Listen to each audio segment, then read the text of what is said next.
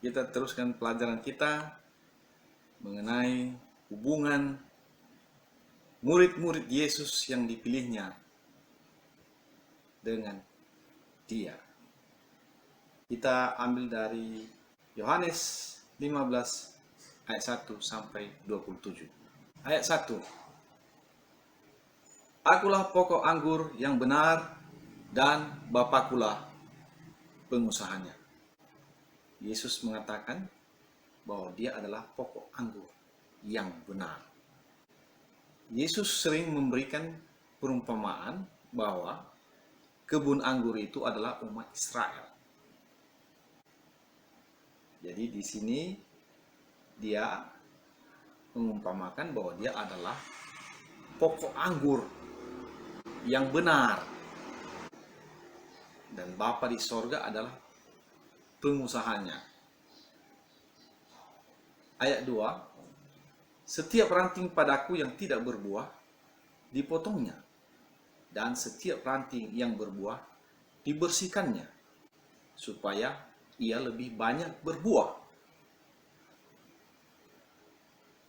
Jadi ranting yang tidak berbuah dipotong.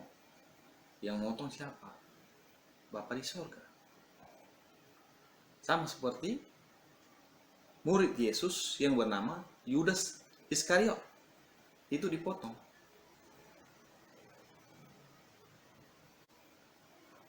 Dan ranting yang berbuah dibersihkannya. Jadi tidak dibiarkan begitu saja. Yang berbuah itu juga dibersihkan supaya lebih banyak berbuah. Bagaimana caranya Dia membersihkannya? Ayat 3. Kamu memang sudah bersih karena firman yang telah kukatakan kepadamu. Jadi firman Tuhan yang telah dikatakan oleh Tuhan Yesus itu kepada murid-muridnya sebagai alat pembersih mereka, artinya dibersihkan ya, dari kehidupan yang kotor, yang tidak berkenan kepada Tuhan, cara hidup yang tidak berkenan kepada Tuhan, dibersihkan oleh firman. Jadi firman itu berguna untuk memperbaiki,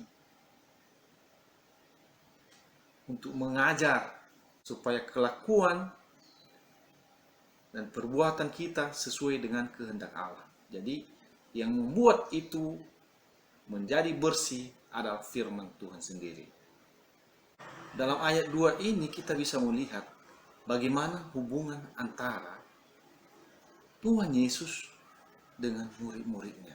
Setelah hari raya Paskah, di tengah malamnya Dia mengajarkan ini kepada 11 muridnya. Sampai Dia ditangkap. Sebelum Dia ditangkap, Dia mengajarkan ini. Bahwa hubungannya dengan murid-muridnya seperti pokok dan ranting. Artinya tidak pernah lepas. Jadi kalau pokok anggur itu kita lihat, pokok anggur ada ranting-rantingnya. Dan kalau itu sudah lepas, sudah pasti rantingnya mati. Jadi sampah. Jadi artinya kepada murid-murid yang 11 ini, hubungan antara mereka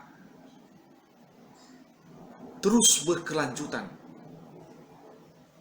Seperti pokok dan rantingnya. Jadi aliran-aliran apa saja yang ada dari pokok ke ranting terus menerus 24 jam. Jadi itulah yang diberitahukan oleh Tuhan Yesus kepada murid-muridnya, bahwa kalian ini sebenarnya adalah ranting daripada pokok anggur yang benar. Tidak terpisahkan dengan saya. Itu maksudnya. Artinya ini adalah sebuah pohon yang hidup. Bukan pohon buatan. Jadi hubungannya ini bukan hubungan yang bisa dilepas-lepas, bisa lepas, tidak. Terus bersama, sangat ketat. Ayat 4, tinggallah di dalam aku dan aku di dalam kamu. Jadi inilah kehendak Tuhan. Tinggallah di dalam aku dan aku di dalam kamu. Ini sama seperti ranting tadi. Ini lebih dalam lagi. Tinggal di dalam aku dan aku tinggal di dalam kamu. Sama seperti ranting tidak dapat berbuah dari dirinya sendiri kalau ia tidak tinggal pada pokok anggur. Demikian juga kamu tidak berbuah jikalau kamu tidak tinggal di dalam aku. Artinya, seorang murid Yesus harus benar-benar berada di dalam Tuhan. Dan Tuhan ada di dalam. Jadi hubungan ini tidak bisa lepas. Kenapa? Kalau lepas, akibatnya tidak akan berbuah. Ayat 5, akulah pokok anggur dan kamulah ranting-rantingnya. Barang siapa tinggal di dalam aku dan aku di dalam dia, ia berbuah banyak. Sebab di luar aku, kamu tidak dapat berbuat apa-apa. Jadi kita sebagai orang yang menjadi pengikut Yesus atau menjadi murid Yesus, kita tidak dapat melakukan apa-apa, tidak berbuah apa-apa kalau kita tidak tinggal di dalam Tuhan, kalau tidak tinggal di dalam Yesus. Jadi hanya oleh karena kita tinggal di dalam Yesus, maka kita bisa berbuah. Bukan karena hasil pengetahuan kita, artinya kita memiliki kehidupan yang bisa menjadi saksi hanya oleh karena Tuhan ada di dalam kita. Kalau kita sendiri, kita tidak mau. Ayat 6, barang siapa tidak tinggal di dalam aku, ia dibuang keluar seperti ranting dan menjadi kering, kemudian dikumpulkan orang dan dicampakkan ke dalam api, lalu dibakar. Ya sudah pasti, artinya kalau sudah lepas daripada pokok, ya ranting itu akan kering dan kemudian akan dibuang, dikumpulkan dan dicampakkan ke dalam api, lalu dibakar. Ayat 7, jikalau kamu tinggal di dalam aku dan firmanku tinggal di dalam kamu, mintalah apa saja yang kamu kehendaki dan kamu akan menerimanya. Ini adalah janji Tuhan.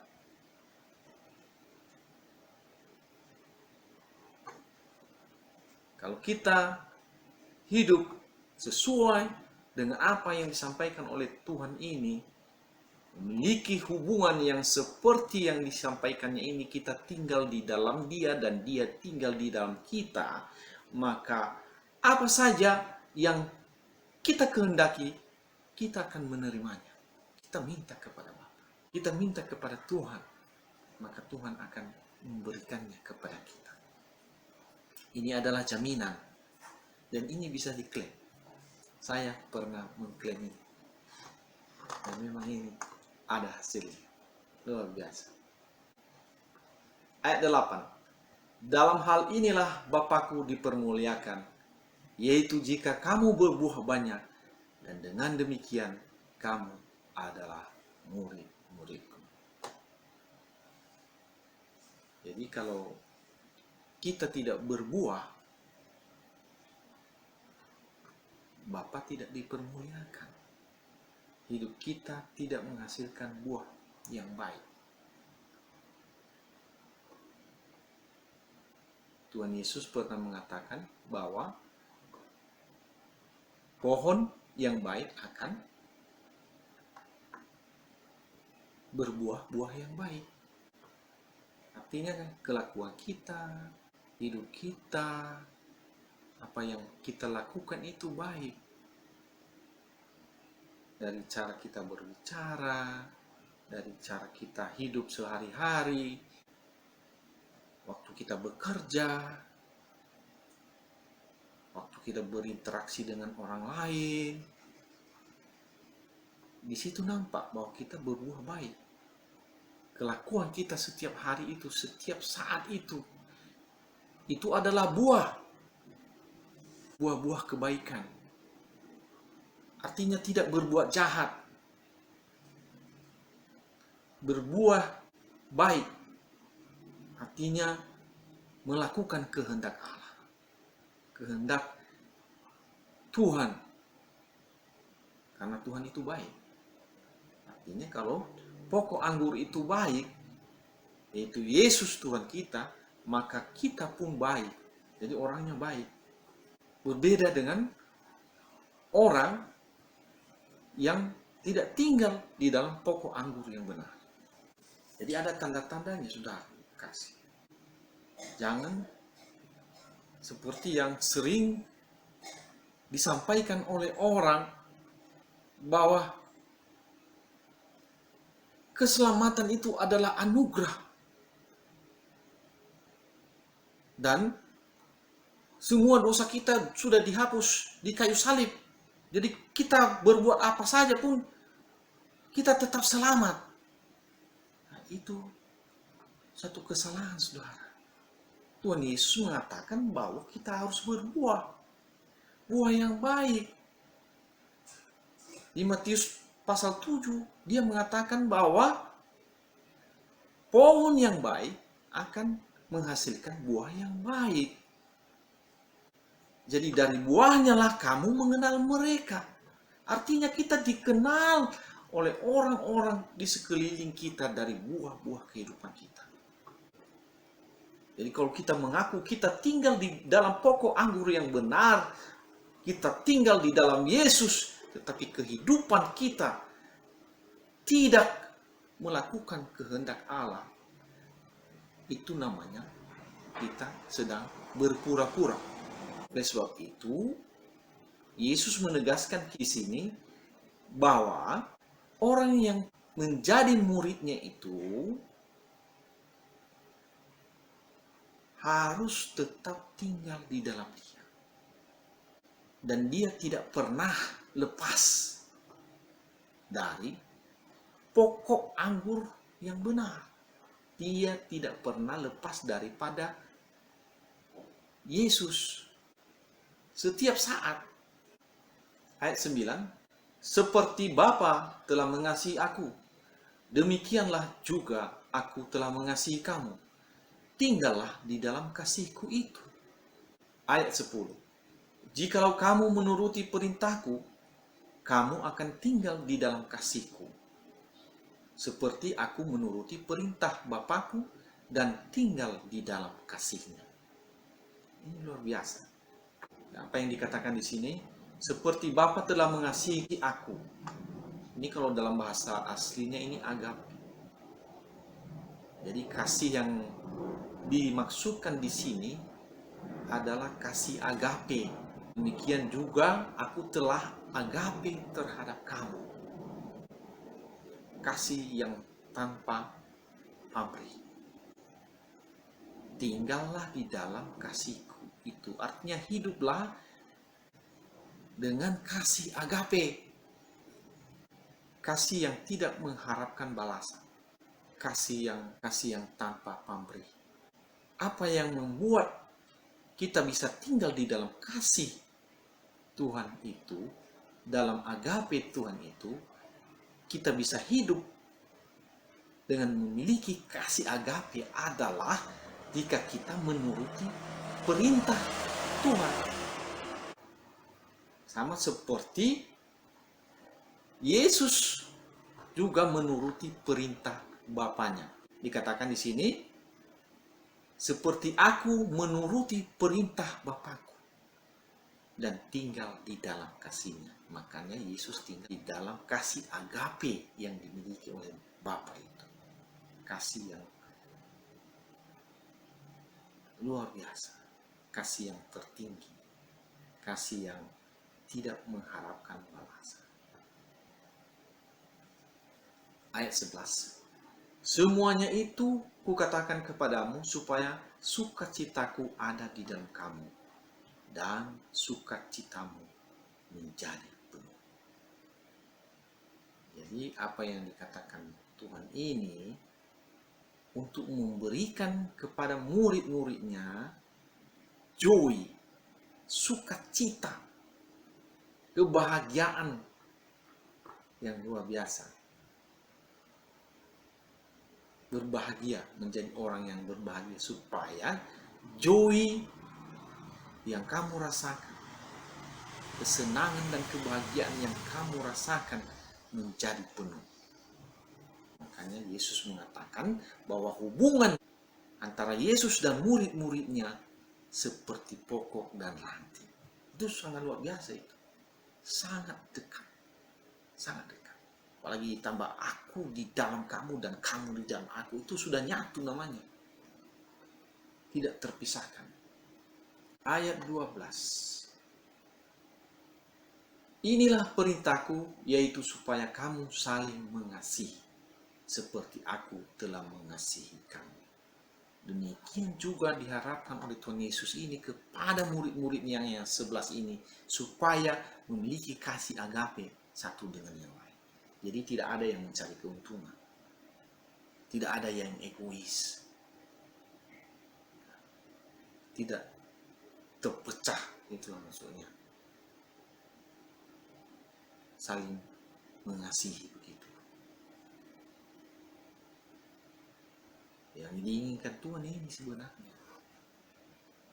Inilah kehendak Bapa di sorga. Inilah kehendak Tuhan Yesus. Dia mengharapkan gereja seperti ini sebenarnya. Kita tidak melihat ini. Antara gereja yang satu dengan gereja yang lain yang ada di bumi ini, persaingannya sangat ketat. Antara kerinduan Tuhan Yesus, kita ini satu, memiliki kasih agape satu dengan yang lainnya.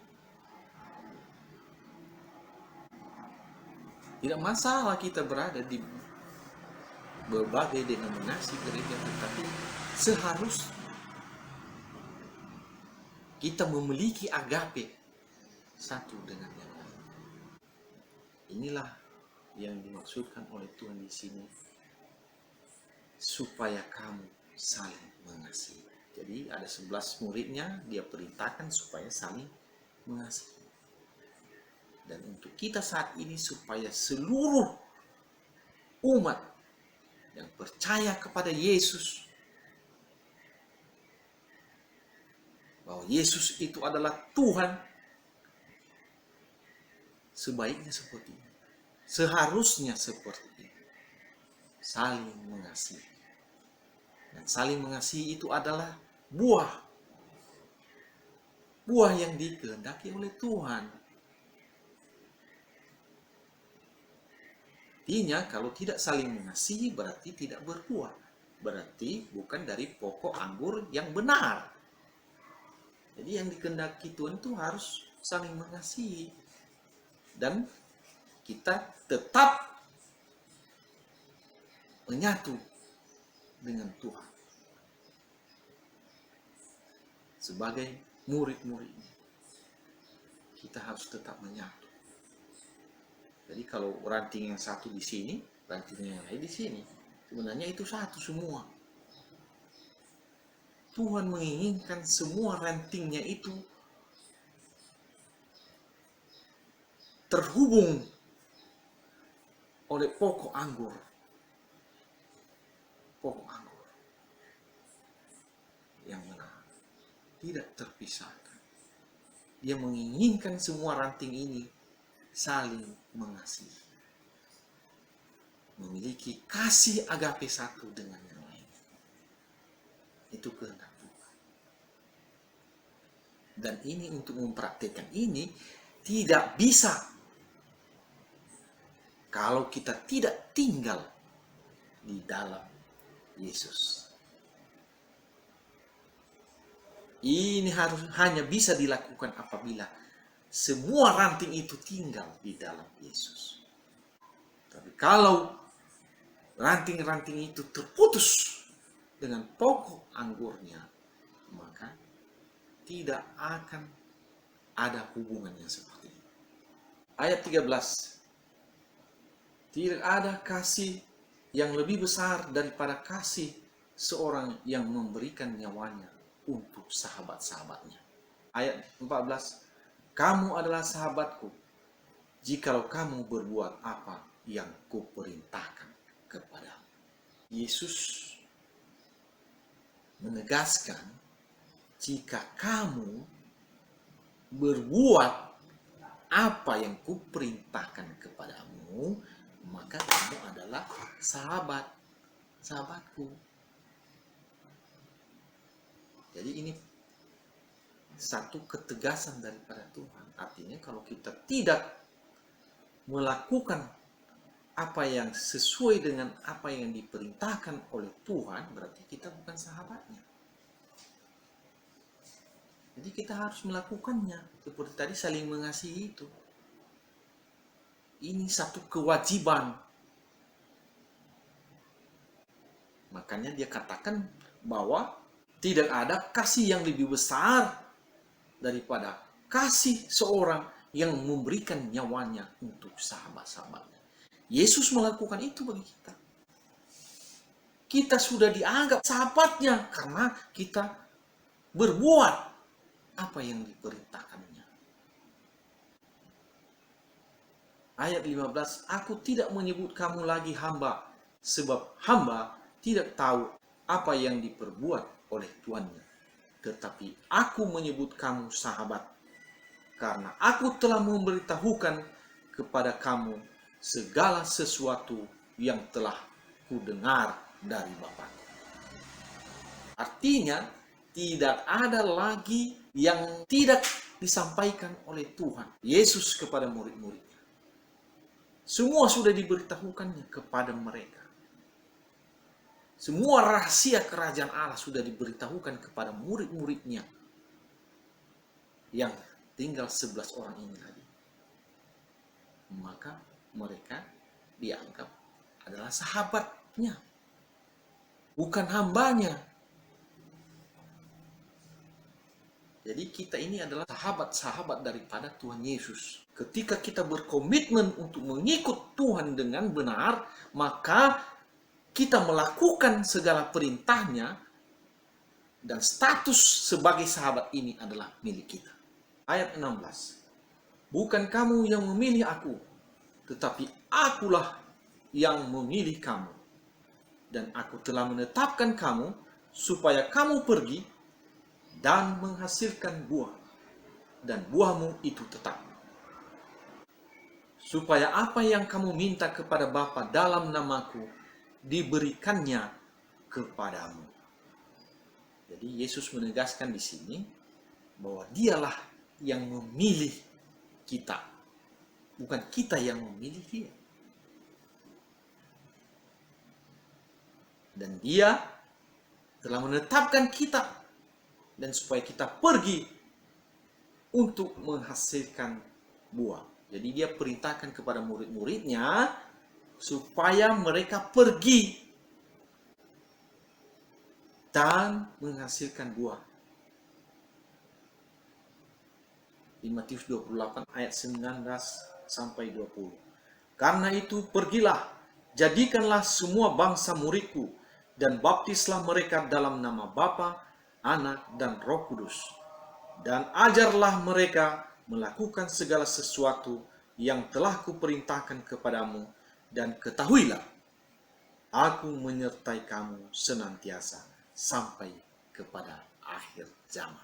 Artinya kita tidak perlu takut, karena Yesus senantiasa bersama-sama dengan kita.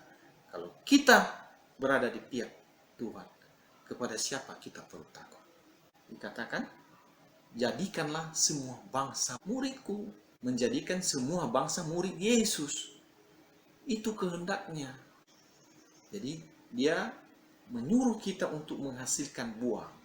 Jadi buah pelayanan. Dan buahmu itu tetap. Artinya, buah ini bisa terjadi ketika kita tinggal di dalam Yesus. Jadi buah-buah kehidupan kita, buah-buah yang baik, itulah yang menjadikan kita dapat bersaksi. Bagaimana kita bisa menghasilkan buah yang baik? Karena kita tinggal di dalam Yesus. Dan Yesus tinggal di dalam kita. Dan kita telah menerima kuasa yang berasal daripada Tuhan. Untuk bisa menjadi saksi Tuhan dikatakan, dan kamu akan menerima kuasa kalau Roh Kudus turun atas kamu. Dan kamu akan menjadi saksiku kepada murid-muridnya. Ia mengatakan, aku telah menetapkan kamu. Artinya diberikan satu ketetapan bahwa mereka harus pergi dan menghasilkan buah. Dan buah itu tetap. Artinya buah-buah kehidupan mereka juga tetap baik, tetap sesuai dengan pokok anggur yang benar, dan mereka menghasilkan buah-buah yang baik. Dengan kesaksian mereka, maka mereka akan menghasilkan buah yang baik. Supaya apa yang kamu minta kepada Bapa dalam namaku, diberikannya kepadamu. Jadi ketika kita pergi dan menghasilkan buah, maka apa yang kita minta kepada Bapa dalam nama Yesus, itu akan diberikan kepada kita. Ayat 17, inilah perintahku kepadamu, kasihilah seorang akan yang lain. Dia mengulang lagi saudara, supaya kita mengasihi seorang akan yang lain. Artinya memiliki kasih agape seorang akan yang lain. Ayat 18. Jikalau dunia membenci kamu, ingatlah bahwa ia telah lebih dahulu membenci aku daripada kamu. Ayat 19. Sekiranya kamu dari dunia, tentulah dunia mengasihi kamu sebagai miliknya. Tetapi karena kamu bukan dari dunia, melainkan aku telah memilih kamu dari dunia, sebab itulah dunia membenci kamu. Ini peringatan kepada kita yang sudah menjadi murid Yesus, bahwa dunia akan membenci kita. Artinya orang yang tidak memiliki kasih akan Allah akan membenci kita. Yesus mengatakan bahwa aku sendiri telah dibenci. Artinya orang yang tidak memiliki kasih Allah di dalam hatinya, maka ia akan membenci kita. Namun ada juga orang yang memiliki kasih akan Allah, dia akan mengasihi kita. Artinya orang yang mengasihi Yesus akan mengasihi kita, dan orang yang membenci Yesus akan membenci kita. Ini satu rumusan yang pasti. Jadi jangan kita takut saudara mengikut Yesus. Kenapa? Karena sudah pasti ada yang membenci kita, dan sudah pasti pula ada yang mengasihi kita. Ayat 20. Ingatlah apa yang telah kukatakan kepadamu. Seorang hamba tidak lebih tinggi daripada tuannya. Jikalau mereka telah menganiaya aku, mereka juga akan menganiaya kamu. Jikalau mereka telah menuruti firmanku, mereka juga akan menuruti perkataanmu. Jadi ini terus ada, saudara. Sampai sekarang pun ada seperti itu. Ada orang, dunia ini juga ada yang menganiaya, tapi ada juga yang menuruti perkataan Yesus. Jadi jangan kita heran kalau sampai sekarang ada yang seperti itu. Oleh sebab itu, mari kita tetap melakukan bagian kita, menjadi saksi Tuhan dengan keberanian percaya bahwa Tuhan Yesus menyertai kita. Karena kita memiliki hubungan yang sangat dekat dengan Tuhan. Dan dia akan bersama-sama dengan kita. Hubungan Yesus dengan murid-muridnya akan berlanjut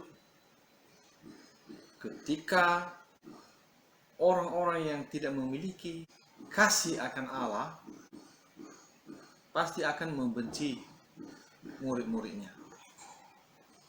Dan orang yang memiliki kasih akan Allah juga pasti akan mengasihi mereka. Kenapa membenci murid-muridnya? Karena memang mereka tidak mengenal Bapa, mereka tidak mengenal Allah. Ayat 21, tetapi semuanya itu akan mereka lakukan terhadap kamu karena namaku, sebab mereka tidak mengenal Dia yang telah mengutus aku. Ayat 22, sekiranya aku tidak datang dan tidak berkata-kata kepada mereka, mereka tentu tidak berdosa, tetapi sekarang mereka tidak mempunyai dalih bagi dosa mereka. Jadi Yesus mengatakan bahwa orang-orang yang sudah mendengarkan